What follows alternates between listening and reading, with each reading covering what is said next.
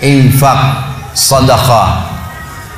Harus kita ubah nih satu kaidah kapitalis yang mengatakan menabung pangkal kaya. Maaf teman-teman yang suka nabung nih. Bukan saya larang nabung, bukan. Tapi dalam Islam bukan menabung pangkal kaya, tapi sedekah pangkal kaya.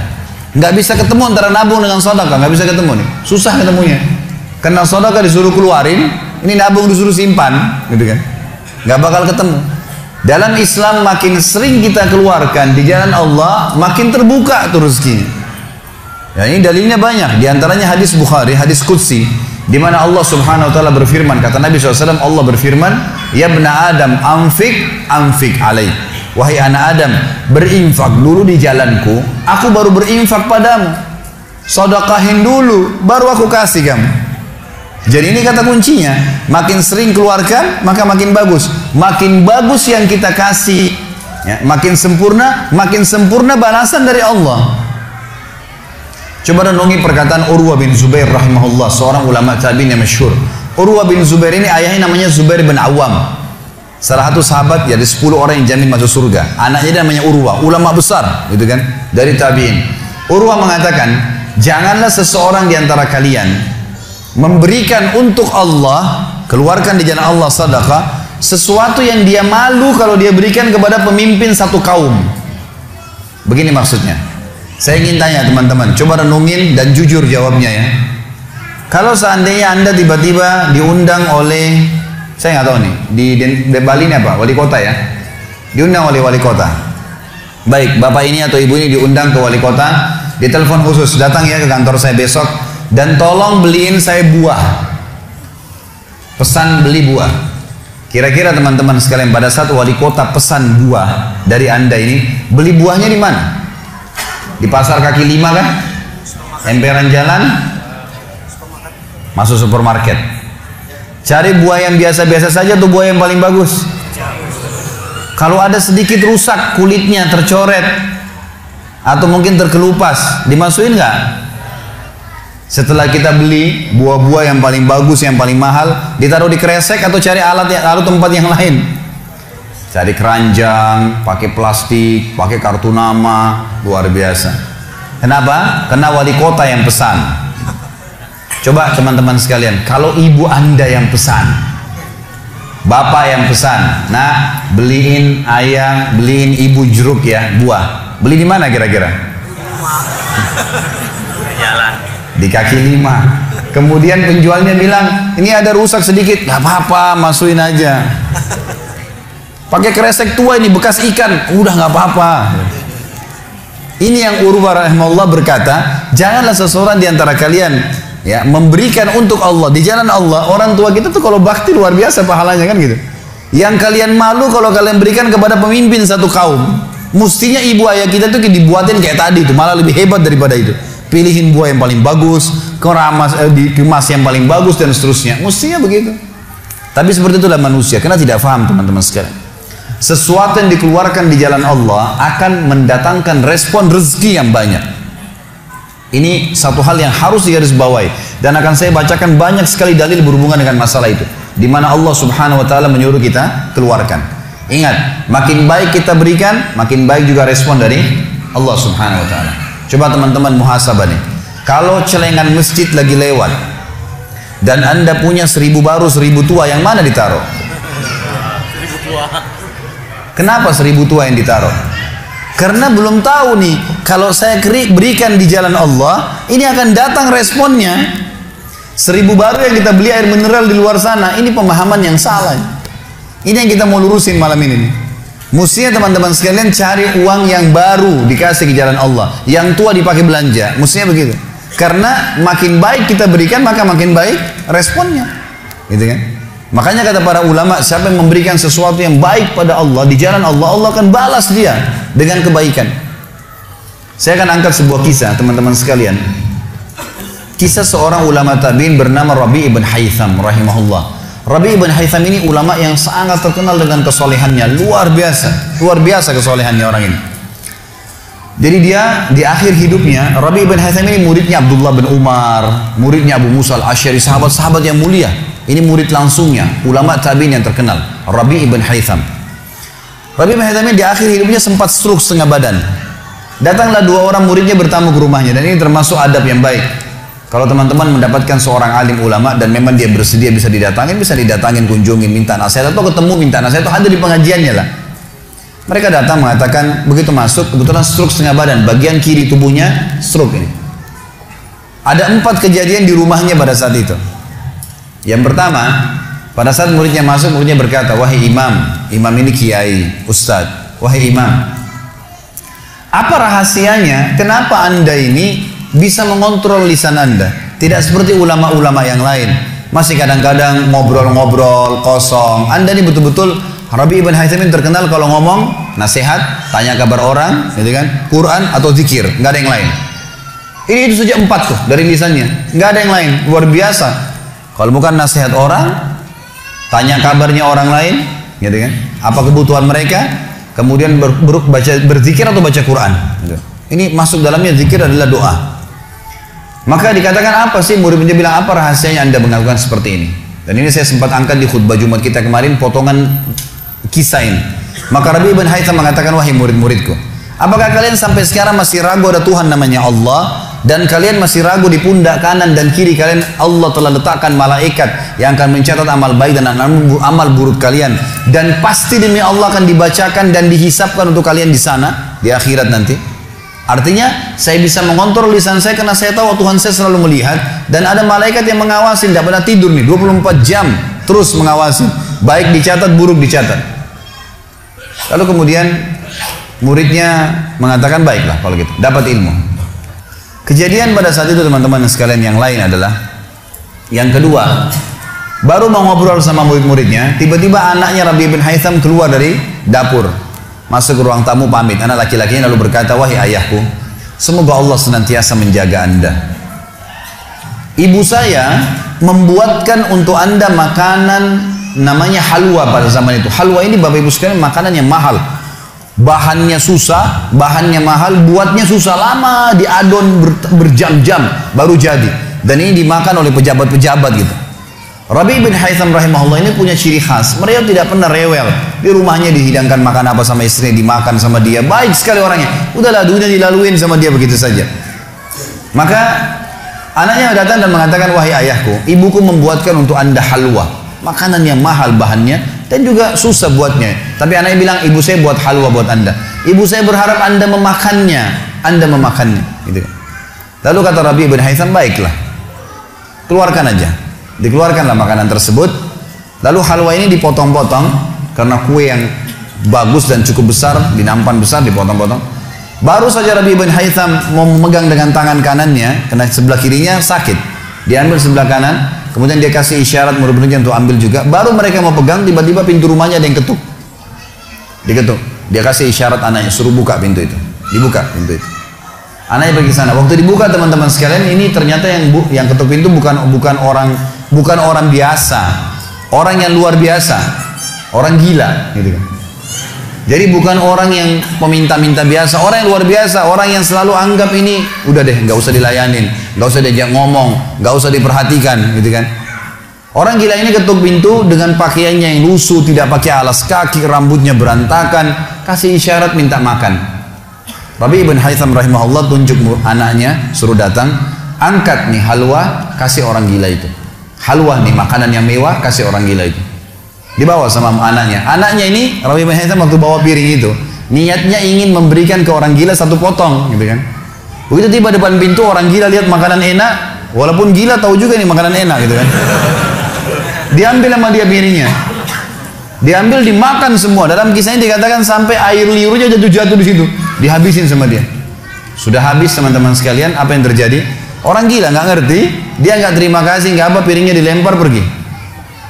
Anaknya Rabi ibn Haytham ini tahu nilainya makanan yang ibunya buat tadi. Diambil piring itu, ditutup pintunya, lalu dia kembali lagi. Kemudian dia bilang sama ayahnya, wahai ayahku, semoga Allah senantiasa menjaga anda. Sebelum saya lanjutkan kisah teman-teman sekalian, saya sarankan juga bahwa teman-teman di sini yang sudah punya anak, biasakan selalu menggunakan doa antara suami istri, dengan anak, itu penting sekali. Karena kata Nabi SAW, jangan ucapkan kata-kata doa yang bisa berbau doa buruk buat kalian, diri kalian, keluarga kalian, dan harta kalian. Karena bisa saja malaikat lewat dan mengaminkannya. Kita harus selalu doa yang baik gitu kan. Jadi Rabi' bin Haitham membiasakan anaknya untuk dilatih berdoa yang baik. Jadi selalu kalau mau minta tolong, nak semoga Allah menjagamu, ambilkan ayah ini. Nak semoga begini, semoga Allah menjagamu, semoga Allah berikan kau rezeki, ambilkan ayah seperti ini. Jadi selalu diikuti dengan doa. Anaknya pun terbiasa mendoakan ayahnya. Dalam kondisi anaknya jengkel karena perilaku si orang gila tadi, dia kembali, dia masih sempat mengatakan, ayah semoga Allah menjaga anda. Tadi itu ayah yang minta-minta orang gila. Dia tidak mengerti nilainya makanan yang kita kasih. Kalau tadi anda suruh saya ke dapur ngambil apa saja, roti lah, apalah, dia makan juga. Kenapa harus halwa yang ibu saya setengah mati buat, biayanya mahal, buatnya lama, gitu kan? Jadi anaknya butuh jawaban nih.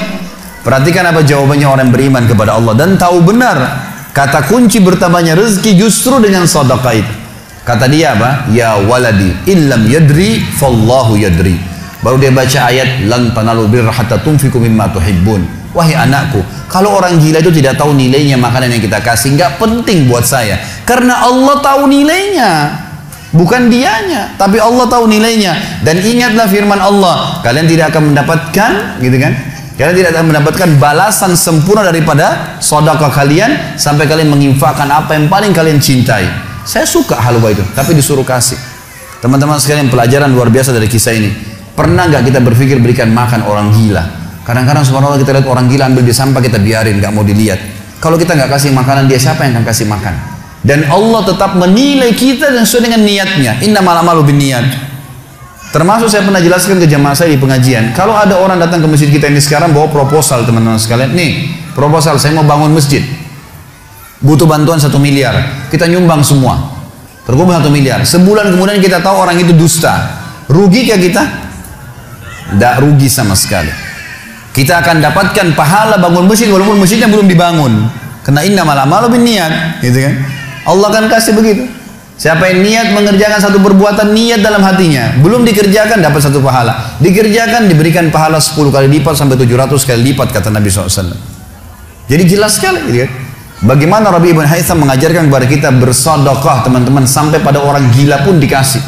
Karena Allah akan menilai kebaikan itu. Bagaimana bisa kita tidak lakukan? Maka selesai kisah yang kedua. Kisah yang ketiga adalah muridnya mengatakan, wahai imam, apa nasihat anda? Apa nasihat anda untuk kami dalam masalah ibadah? Tentu yang jadi saksi bahasan tadi orang gila dikasih makan itu ya. Maka dia mengatakan waktu ditanya oleh muridnya apa nasihatnya dalam ibadah? Ibadah kami apa nasihatnya? Sholat, puasa, apa nasihat anda? Maka beliau mengatakan, alaikum bil asrar, rahasiakan amal soleh kalian. Jangan ceritakan sama siapapun. Kerjakan tapi jangan ceritakan. Udah, Allah sudah utuskan ada malaikat yang catat semua kebaikan, tidak dibayar, tidak pernah tidur, lengkap semua data-datanya hari kiamat. Semua dicatat. Rahasiakan amal soleh kalian, jangan ceritakan sama siapapun, jangan buka sama siapapun. Baik. Lalu kejadian terakhir di rumahnya adalah teman-teman sekalian, waktu itu terdengar azan duhur, stroke setengah badan. Lalu Rabi' bin Haitham ini saya sekalian berikan motivasi kepada teman-teman yang masih malas sholat di masjid. Rumah Allah harus didatangi teman-teman sekalian, fadilahnya sangat besar. Kata Nabi SAW, setiap orang ke masjid, setiap langkahnya mengangkat derajatnya 1 langkah, yang 1 langkah mengampuni dosanya. Setiap ke masjid dapat 1 istana di surga, dan pulang dari masjid 1 istana lagi. Hadis sahih semua menjelaskan masalah ini, gitu kan? Belum fadilah sholat berjamaahnya, belum terbangun ukhuwah, belum dan seterusnya. Belum lagi hadis Nabi SAW, siapa yang tidak kehilangan takbiratul ihram pertama imam selama 40 hari, dia akan selamat dari akan diselamatkan dari sifat kemunafikan. Banyak fadilahnya. Rabi' bin Haitham rahimahullah stroke setengah badan teman-teman sekalian. Lalu dia dengar azan duhur, dia kasih isyarat anaknya sudah tahu, suruh datang. Anaknya lalu menopang tubuhnya dia yang sebelah kanan, minta diantar ke masjid. Stroke setengah badan dan sudah sangat tua. Lalu muridnya bilang, saya lalu kemudian membantu menopang tubuhnya yang stroke, dan demi Allah untuk kami membawanya ke masjid, kakinya yang stroke terseret di tanah. Lalu saya bisikin di tengah jalan, imam, hai kiai, hai guru, anda kan punya rukhsah, punya keringanan, sholat aja di rumah, stroke, tua, susah, gitu kan? Lebih baik sholat di rumah. Apa kata dia? Orang beriman tidak mengenal stroke kah, sakit keras kah, ibadah kepada Allah nggak terganggu nih. Kata dia, wahai muridku, aku mendengarkan dengan kupingku ini azan, hayya 'alas shalah, hayya 'alal falah, ayo salat, ayo mendapatkan kemenangan dari Allah, hanya melalui lisan muadzin saja. Karena semua muadzin sama mengucapkan, mau orang Afrika, mau orang Arab, mau orang Melayu, azannya sama, hayya 'alas shalah, hayya 'alal falah. Allah memanggil saya mengatakan, ayo sholat, pencipta langit dan bumi, ayo mendapatkan kemenangan. Lalu saya sholat di rumah saya, demi Allah saya akan datangi masjid walaupun saya merangkak. Luar biasa nih, ya, keimanan membuat seseorang stroke pun bisa beribadah kepada Allah. Tapi dari kisah kita, ya, dari 4 kejadian di rumah Rabi' bin Hasan adalah bagaimana dia bersedekah kepada orang fakir miskin tadi. Ada riwayat Bukhari yang lain teman-teman sekalian berbunyi, kata Nabi SAW dulu di zaman Bani Israel ada 2 orang. Di zaman Bani Israel ada 2 orang. 2 orang ini bersahabat, dua-duanya punya kebun. Dua-duanya punya kebun.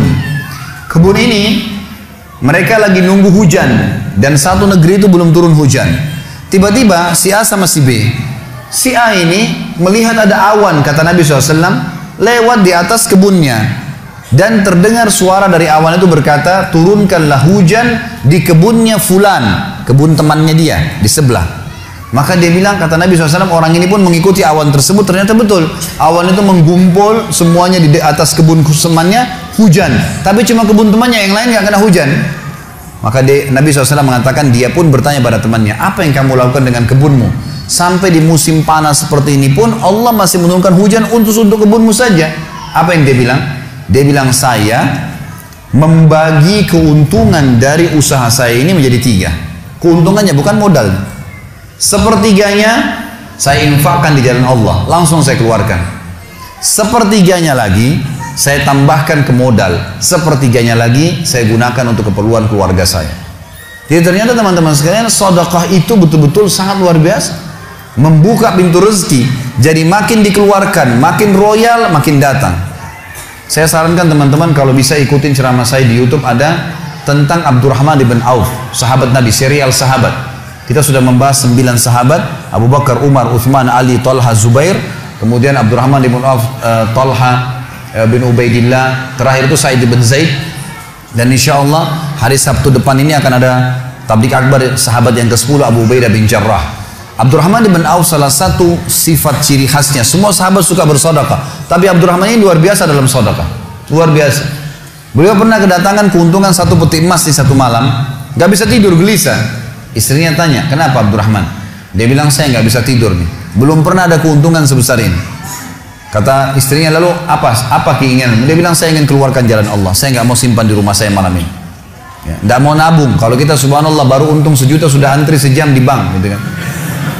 Ini nggak mau nabung, keluarin malam ini, sedekahin semua untuk fakir miskin. Gitu. Istrinya juga solehah, nggak seperti sebagian muslimah. Maaf, saya nggak singgung muslimah di belakang sana. Tapi ada orang begitu, suaminya dapat untung, sebelum disedekahin, sebelum kasih orang tuanya, sebentar dulu, jatah saya mana? Gitu.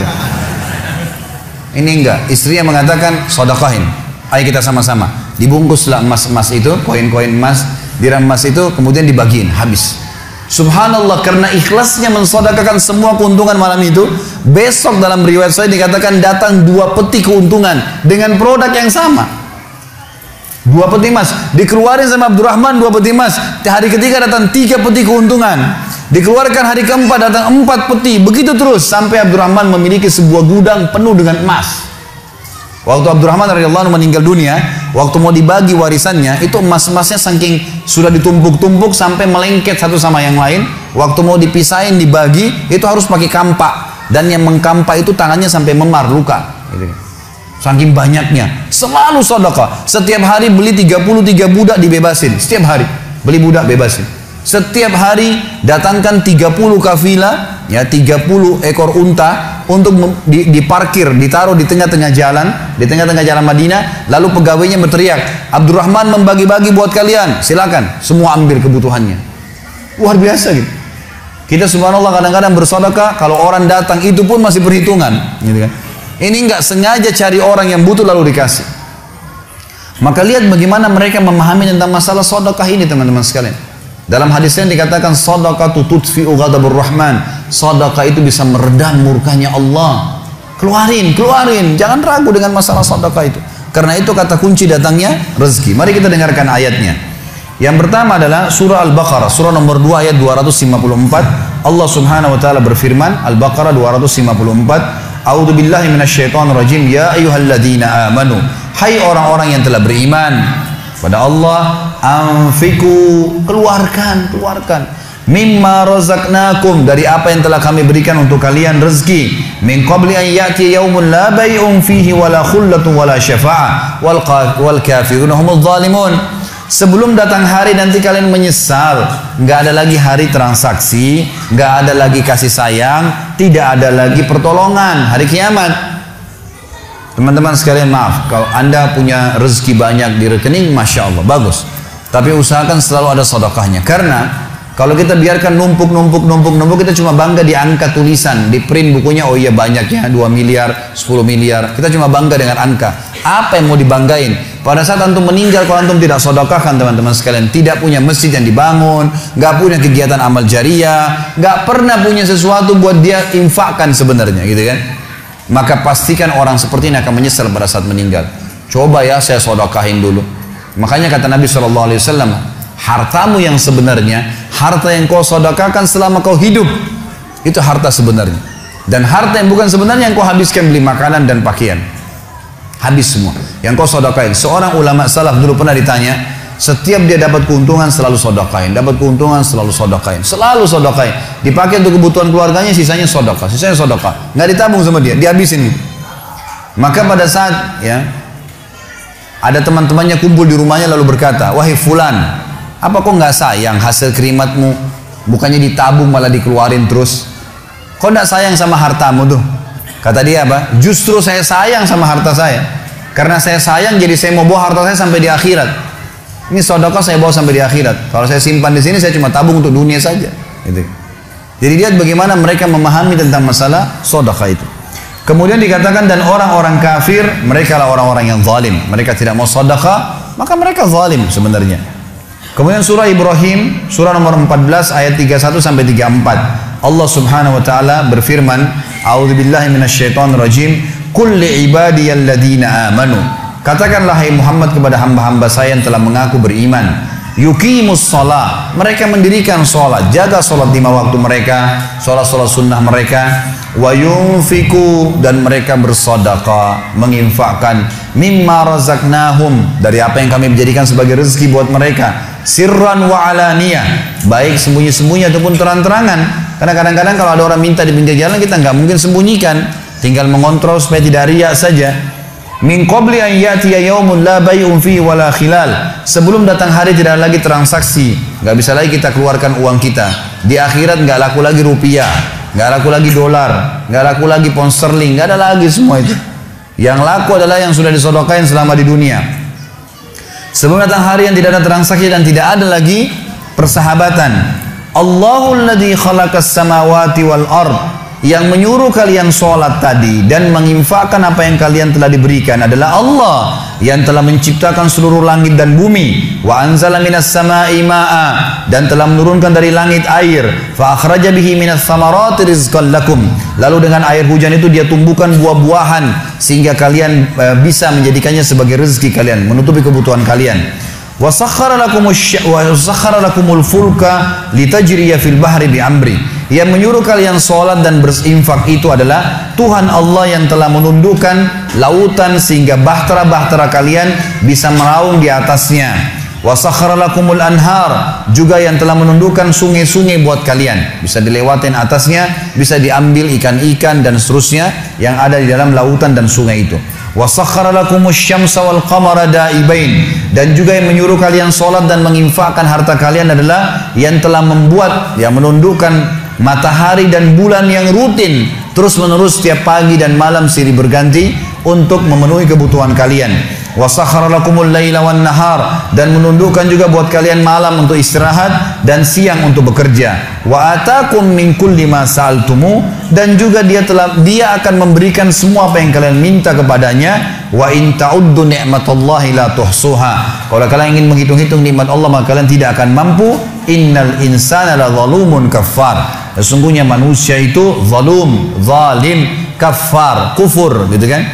Dikatakan dalam sebuah hadis kata Nabi SAW, manusia itu kufur. Kalau dia dikasih, ya, kalau Allah tahan rezekinya, maka dia terus menerus berdoa, terus menerus mengeluh, dan pada saat Allah kasih dia pelit untuk tidak keluarkan. Bagaimana bisa dia menganggap punya? Siapa di antara anda yang menganggap apa yang dia miliki sekarang punya dia? Mungkin kita semua mengatakan, oh ini rumah saya, ini mobil saya, ini punya saya, ini baju saya. Itu perkataan kita cuma simbolik di dunia. Buktinya pada saat kita meninggal, dibungkus dengan kain kafan, semewah apapun mobil tidak bakal ikut ke liang lahat, rumah tidak masuk liang lahat, nggak ada ceritanya, kita masuk semua jadi warisan tuh. Itu buktinya, lahir tanpa pakaian, masuk kuburan juga dengan satu lembar pakaian, gitu.